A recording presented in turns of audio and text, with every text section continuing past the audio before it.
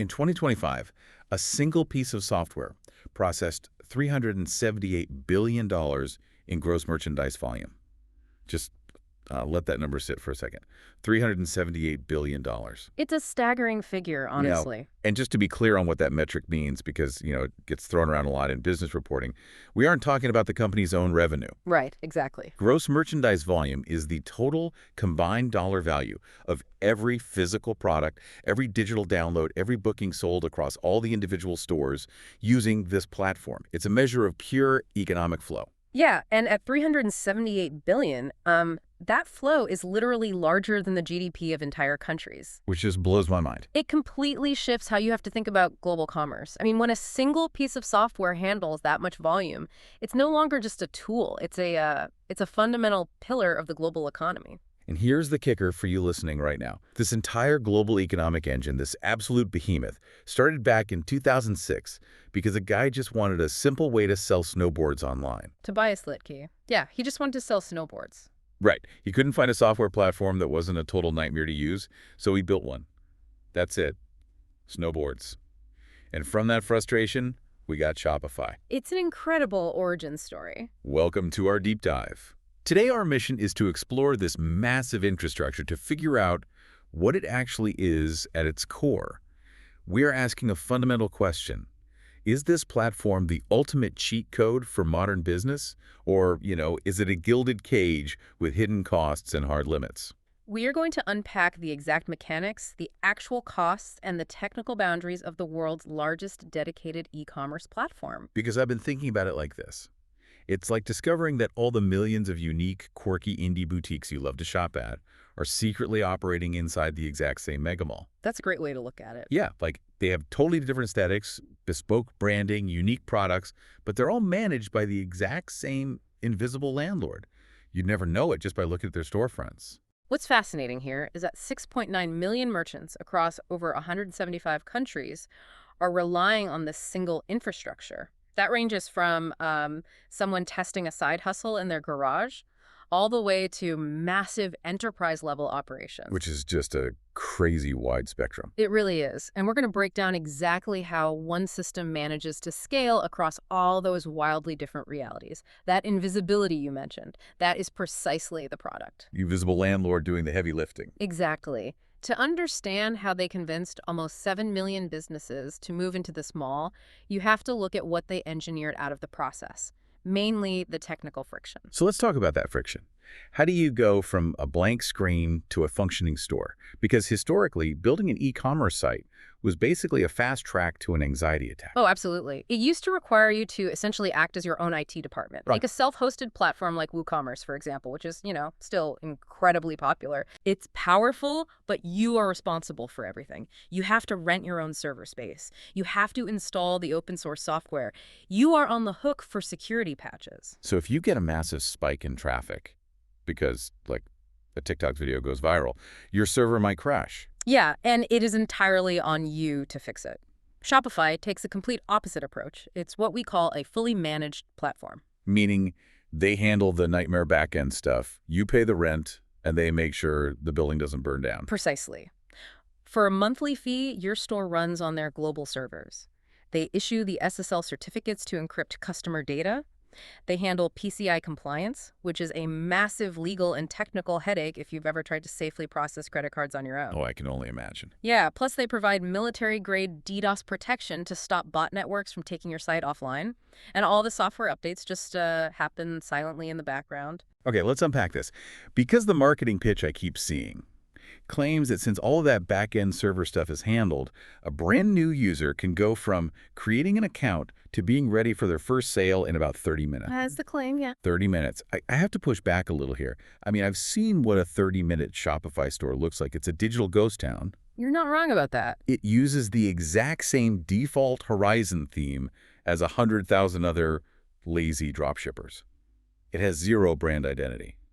So, is that a realistic metric for a living, breathing business, or is it just a marketing gimmick?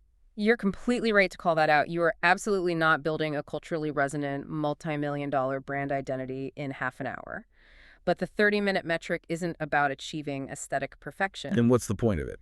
It is about a concept called time to value. Hmm. It's about how quickly a merchant can shift their brain power away from technical survival and redirect it toward actual commerce. You don't have to code anything. You literally get 13 free themes and over 1,000 premium ones you can just drag and drop. So it's about flipping the open sign, even if the paint on the walls isn't dry yet. Exactly.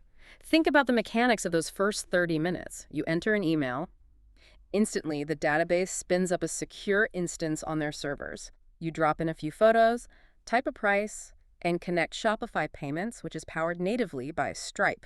And just like that, you're taking money.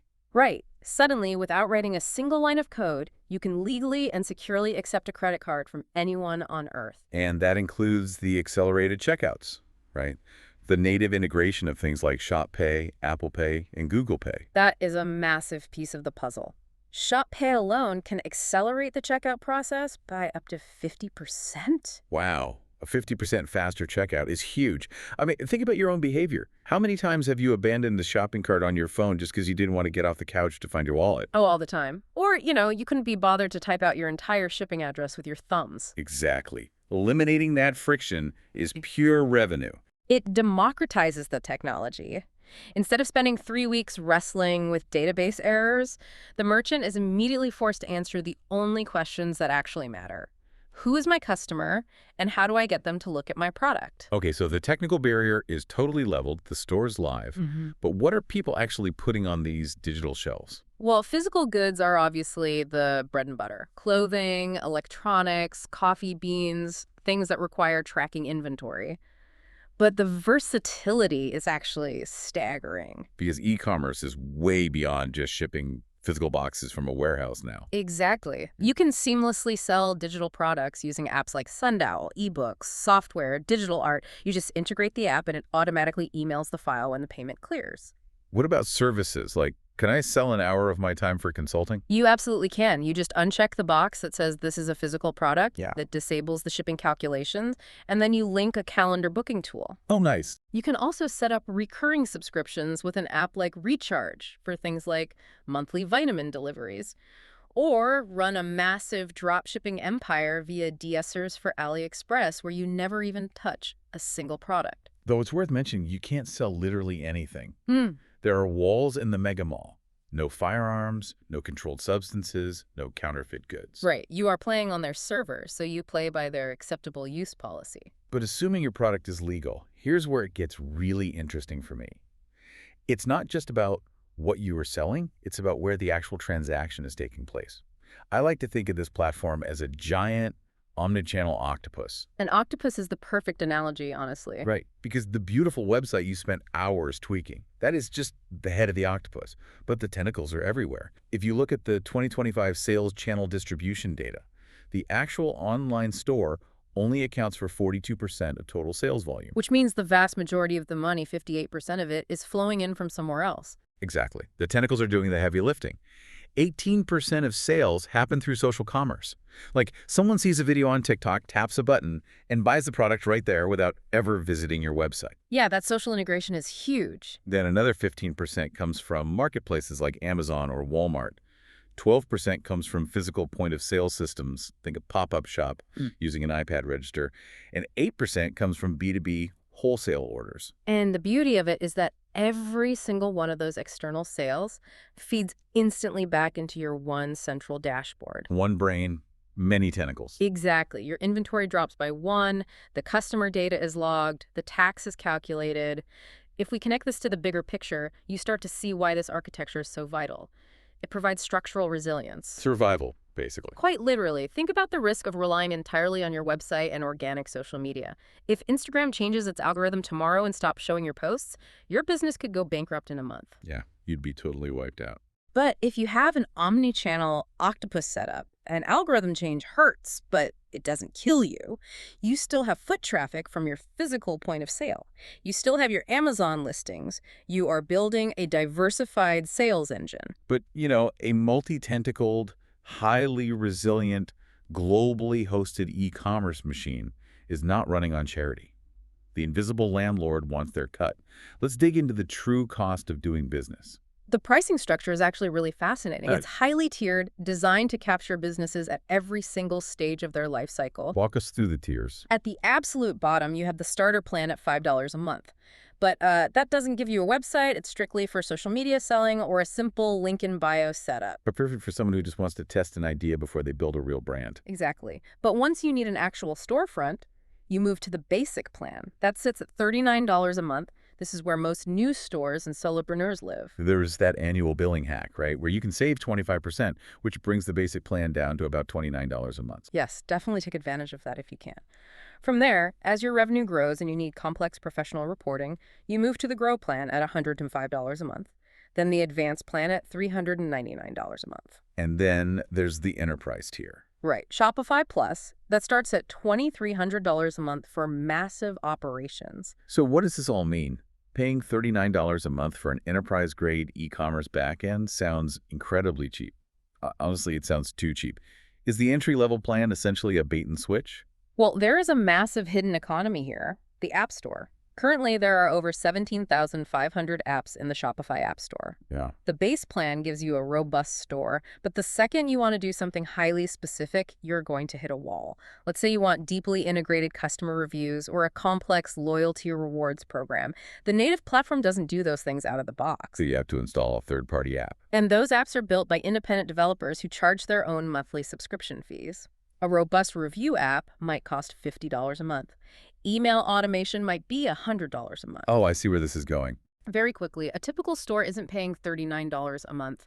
They are paying between $100 and $500 a month in total subscription fees. It's the classic printer and ink business model. The printer is $39, the ink is what drains your bank account. Exactly. And, we have to factor in transaction fees, too. On that $39 basic plan, you are paying nearly 3% plus 30 cents every single time a customer swipes a credit card. But that rate drops if you upgrade. Right. It does. It can drop down to around 2.25% on the Plus plan. It takes a huge volume of sales to justify moving up to a $2,300 a month plan, but the card processing savings help offset it at scale. But the financial cost of these apps isn't even the biggest danger, is it? No, it's not. There is a massive hidden cost to your store's performance. It's called app bloat. How does that actually work? Why does adding a few cool features break the site? Think about the mechanics of how a web page loads. Every single customer-facing app you install, like a pop-up window or a countdown timer, adds external JavaScript code to your website. Okay, so it has to load more stuff. Right. When a shopper clicks on your page, their browser doesn't just load your website from Shopify's hyperfast servers. It's suddenly forced to connect to a dozen different third-party servers around the world to fetch all that extra code. You are creating a digital traffic jam. Precisely. And in e-commerce, speed is money. If your page load speed plummets from 1 second to 4 seconds, your conversion rate literally falls off a cliff. People just get bored and click away. So how do you avoid that? The golden rule is brutal discipline. You must keep your customer-facing apps to an absolute minimum, ideally under 15. You have to exhaust every built-in native feature before you even think about reaching for a third-party app. So if installing too many apps creates a traffic jam, why not just custom code exactly what I need directly into the platform? Well, that brings us to the walls of the platform. We promised to examine the gilded cage. Yes, and the bars of this cage are forged from the very thing that makes it so stable. Because it is a fully managed platform, you do not have access to the deep underlying code. Let's talk about the first hard limit you hit. Variants. You are capped at exactly 100 variant combinations per product listing. Period. It's a very strict wall. Right. So imagine you are selling a t-shirt. You offer it in 5 sizes. You have 5 different colors.